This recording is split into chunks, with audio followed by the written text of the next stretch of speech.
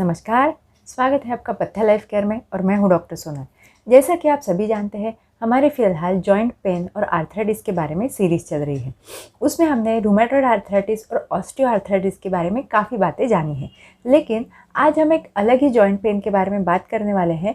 उसका नाम है गाउट। गाउट ये एक बहुत ही कॉमन जॉइंट्स की बीमारी है, जिसके बारे में आज हम डिस्कस करने वाले हैं। तो चलिए इस वीडियो को शुरू करते हैं।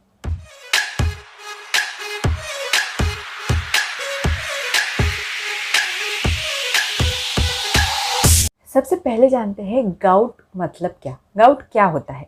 तो गाउट ये जो है एक क्रिस्टल डिपोजिशन डिसीज़ है। अब इसका मतलब क्या है? हमारे शरीर में एक केमिकल रहता है यूरिक एसिड नाम का। इसका एक प्रोडक्ट बनता है यूरेट करके। यूरेट ये जो प्रोडक्ट है, इसके छोटे छोटे क्रिस्टल्स बन जाते हैं। क्रिस्टल्स यानी कि खड़े।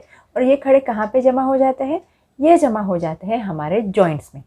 अब जैसा हमने पहले वीडियोस में जॉइंट का स्ट्रक्चर आपको समझाया था, तो उसमें आपको पता चलेगा कि जॉइंट्स में ना कि सिर्फ 2 बोन्स रहते हैं, लेकिन उसके आसपास काफ़ी सारी सॉफ्ट टिश्यू रहती है।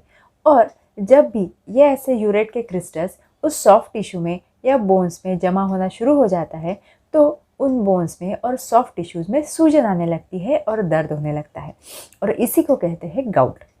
गाउट ये बीमारी जो है वो ज़्यादा करके पैर के छोटे जोड़ों में ज़्यादा पाई जाती है। यानी कि आपके पैर के अंगूठे का जोड़ हो गया, आपके पैर के उंगलियों का जोड़ हो गया, या पैर के तलवों के बीच में जो भी जॉइंट्स रहते हैं, उनमें गाउट सबसे ज़्यादा पाया जाता है। आपके शोल्डर्स, एल्बोज, इनमें गाउट का इंसिडेंस बहुत ही कम देखा जाता है। लेकिन अगर बहुत समय तक आपका गाउट अनट्रीटेड रहा, आपने गाउट का ट्रीटमेंट ही नहीं किया, तो ऑब्वियस सी बात है आपके शरीर के सारे ही जॉइंट्स उसमें इन्वॉल्व होना शुरू हो जाता है, और फिर आपको सभी जोड़ों में दर्द होने की संभावना भी बनी रहती है। लेकिन वो स्टेज आने को काफ़ी ज़्यादा टाइम लग जाता है। अब ये गाउट होता किस में है? ज़्यादातर केसेस में गाउट जो है वो पुरुषों में यानी मेल्स में ज़्यादा पाया जाता है। और पुरुष और महिला, इनका अगर आप रेशियो देखते हैं तो 10:1 ये रेशियो पाया जाता है। यानी कि अगर 10 मेल्स को 10 पुरुषों को अगर गाउट होता है, तो तभी सिर्फ एक ही महिला है जिसको कि गाउट होने की संभावना रहती है। इसका मतलब ये ज़्यादा करके पुरुषों में पाया जाता है। मेनोपॉज के बाद महिलाओं में भी गाउट होने का संभव थोड़ा बढ़ जाता है। शरीर में यूरिक एसिड जो है उसके नॉर्मल लेवल्स भी काफ़ी हद तक पुरुषों में ज़्यादा पाए जाते हैं और महिलाओं में थोड़ा सा कम रेंज में पाया जाता है। पुरुषों में और महिलाओं में यूरिक एसिड के जो नॉर्मल रेंज है वो हमने अभी स्क्रीन के ऊपर डिस्प्ले किया हुआ है। ये महिलाओं का और पुरुषों का यूरिक एसिड का नॉर्मल लेवल है। इससे ज़्यादा अगर यूरिक एसिड है तो हो सकता है कि आपको गाउट है और आपको आपकी डॉक्टर्स की सलाह लेना ज़रूरी है। अब क्यों होता है गाउट? उसके पीछे रीजंस क्या होते हैं? तो इसमें एक बात समझने जैसी है कि अगर हमारे शरीर में कोई भी चीज़ बढ़ जाती है, अब वो यूरिक एसिड ले लो, क्रिएटिनिन ले लो, बिलीरुबिन ले लो, चाहे जो भी चीज़ हो, वो अगर हमारे शरीर में बढ़ रही है तो उसके 2 ही रीज़न होते हैं। या तो शरीर उससे ज़्यादा बना रहा है, या फिर जो बनाया हुआ है उसको शरीर बाहर निकालने में असमर्थ है, या फिर बाहर नहीं निकाल पा रहा है, तभी वो अपनी बॉडी में बढ़ेगा। ठीक है। अब ज़्यादा प्रोडक्शन क्यों होता है? तो कोई टिपिकल डिसीजेस हैं जैसे कि पॉलीसाइथेमिया, ल्यूकेमिया, इसमें शरीर में ज़्यादा यूरिक एसिड बनता है। कभी कभी कंजेनाइटल यानी फैमिलीज़ में ही शरीर में यूरिक एसिड ज़्यादा बनने की बीमारी रहती है, और ऐसे केसेस में 25 से कम उम्र में भी यूरिक एसिड बढ़ा हुआ मिलने की संभावना रहती है। लेकिन ये उनकी फैमिली हिस्ट्री होती है, तो उससे ही ये डायग्नोस हो सकता है। दूसरा हो गया, अगर हमारा शरीर यूरिक एसिड को बाहर निकालने में असमर्थ है। उसका एग्जाम्पल रहता है किडनी फेलियर। अगर आपको किडनी से रिलेटेड कोई भी बीमारी है तो उसमें किडनी का फंक्शन थोड़ा बहुत अफेक्ट हो सकता है, और यूरिक एसिड जितना चाहिए उतना बाहर नहीं निकल पाता है, और आपकी बॉडी में यूरिक एसिड के लेवल बढ़ना शुरू हो जाता है। कोई स्पेसिफिक ड्रग्स रहते हैं जिनकी वजह से यूरिक एसिड का एक्सक्रीशन यानी कि बाहर निकलना जो है वो थोड़ा सा कम हो जाता है, और वो ड्रग्स खास करके थायराइड्स हो गया, लो डोज एस्पिरिन हो गया, ये जो कुछ मेडिसिन है वो specifically heart disease, diabetes, hypertension, इनमें यूज़ किए जाते हैं, और इनकी वजह से यूरिक एसिड जो है वो प्रॉपरली एक्सक्रीट नहीं हो पाता या बाहर नहीं निकल पाता, और शरीर में यूरिक एसिड बढ़ना शुरू हो जाता है। इसके अलावा अगर हम रिस्क फैक्टर्स की बात करें तो मेल्स में एज के साथ साथ यूरिक एसिड का रिस्क बढ़ जाता है, और महिलाओं में मेनोपॉज के बाद यूरिक एसिड बढ़ने का रिस्क या गाउट का रिस्क बढ़ जाता है। मेटाबॉलिक सिंड्रोम ये एक बहुत ही स्ट्रॉन्ग रीज़न है गाउट का। अब मेटाबॉलिक सिंड्रोम मतलब क्या, जिसमें कि इंसुलिन रेजिस्टेंस रहता है, यानी कि थोड़ा आपको टाइप 2 डायबिटीज़ के पेशेंट होते हैं। उसके बाद हाइपरटेंशन, बीपी ज़्यादा बढ़ा हुआ रहता है, और डिसलिपिडेमिया यानी कि आपके कोलेस्ट्रॉल के लेवल्स भी थोड़े से ऊपर नीचे होते हैं। और ये सारी चीज़ें जिनको एक साथ है उन्हें बोलते हैं मेटाबॉलिक सिंड्रोम। और जिनको ये मेटाबॉलिक सिंड्रोम है उनमें भी गाउट होने का और यूरिक एसिड बढ़ने का चांस ज़्यादा रहता है। अब जैसा मैंने जस्ट इस वीडियो में भी बोला था, इन डिसीजेस के ऊपर काम करने वाली कुछ दवाइयों की वजह से भी यूरिक एसिड बढ़ सकता है, और ये जो डिसीजेस है डायबिटीज़, हाइपरटेंशन, कोलेस्ट्रॉल, इनकी वजह से भी किडनी का फंक्शन कम होके यूरिक एसिड बढ़ सकता है।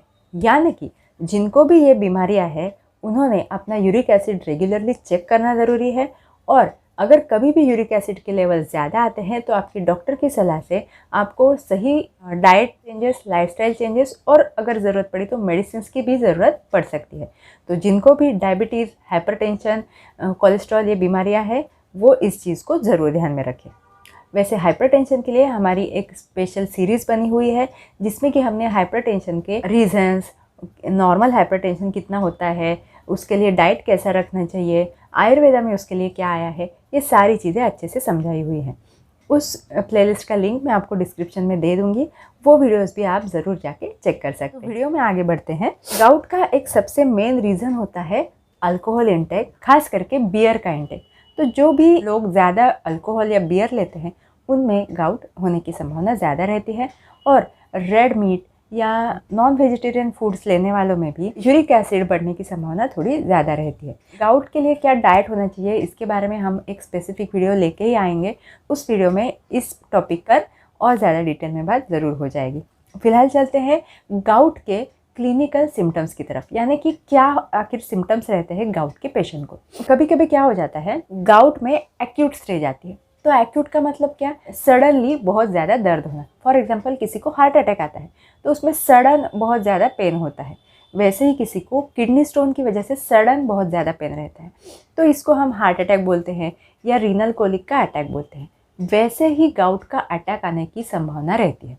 तो कई सारे पेशेंट्स में ये बढ़ा हुआ यूरिक एसिड जो है वो सिर्फ गाउट के अटैक के बाद डिटेक्ट होता है।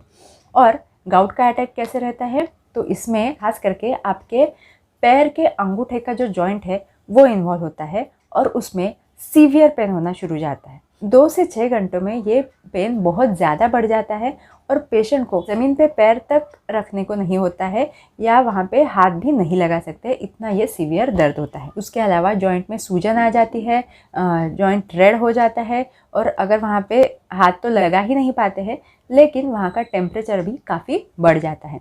तो ये सूजन के सारे लक्षण हो जाते हैं।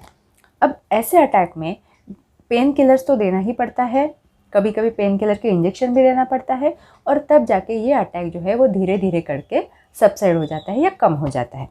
अगर आपने कोई भी ट्रीटमेंट नहीं लिया तो ये अटैक 5 से 14 दिनों में आपका अपने आप ही कम हो जाएगा, लेकिन तब तक के लिए ये पेन सहन कर पाना बहुत ही ज़्यादा मुश्किल होता है।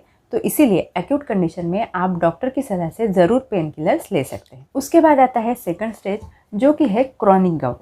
उसमें क्या होता है, पहला आपका एक अटैक आके गया एक्यूट गाउट का, उसके बाद आपको कुछ दिनों के बाद वापस ऐसा ही अटैक आता है। किसी किसी को ये ज़िंदगी भर नहीं आता है दूसरा अटैक, तो किसी किसी को ये अटैक 1 साल में ही आ जाता है, और बाद में ये ज़्यादा जल्दी आने लगता है।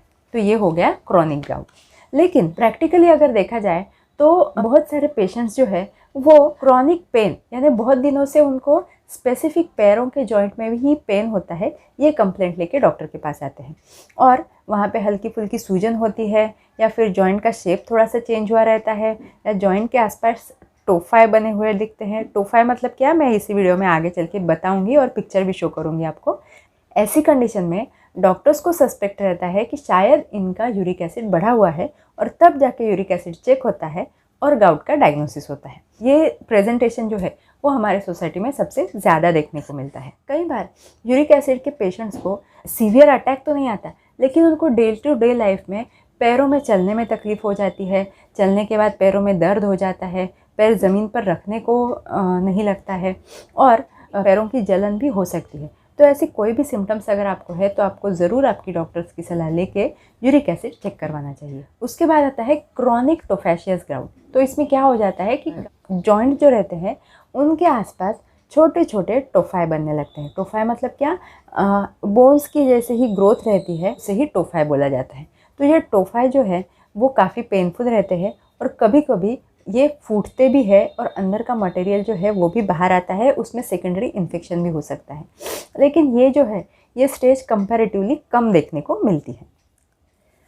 अब ट्रीटमेंट क्या करना चाहिए गाउट का? तो गाउट के ट्रीटमेंट के लिए आपको कुछ मेडिसिन दिए जाते हैं जो कि यूरिक एसिड जो बनता है आपके शरीर में उसे कम करते हैं। एलोप्यूरिनॉल नाम का मेडिसिन होता है, वो काफ़ी सारे डॉक्टर्स आपको रिकमेंड कर सकते हैं। आपको आपका वाटर इनटेक भी अच्छा रखना होता है जिससे कि आपका किडनी से जो यूरिक एसिड का क्लियरेंस है या बाहर निकलना है वो अच्छे से रहे।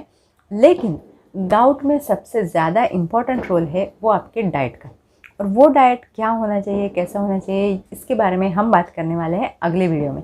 तो तब तक के लिए प्लीज़ इस चैनल को सब्सक्राइब कर दीजिएगा ताकि वो वीडियो आपसे मिस ना हो जाए। Thank you so much.